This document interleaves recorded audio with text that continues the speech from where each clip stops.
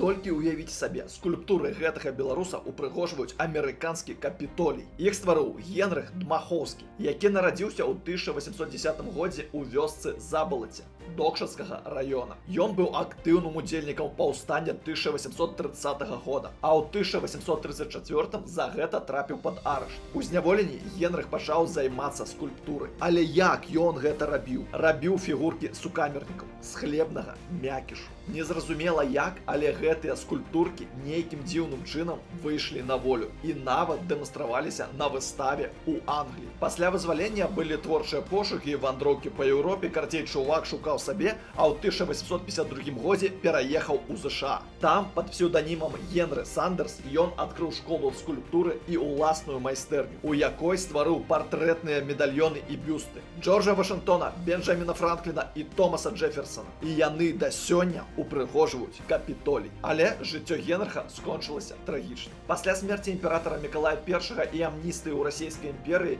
ён вырашыў вярнуцца на радзіму. Толькі ўдумайцеся, ён мог застацца ў Амерыкі, спакойна працаваць, быць вядомым скульптарам, але ён вяртаецца на радзіму. І ў 1863 годзе становіцца адным з арганізатараў паўстання Кастуся Каліноўскага. На жаль, у адным з першых баёў супраць расійскіх войскаў ён быў застрэлены каля вёскі Парэчча на Шаркушчыне. Сумна, канешне, але якое насычанае жыццё пражыў гэты чалавек. Падабайка, калі вы згодны.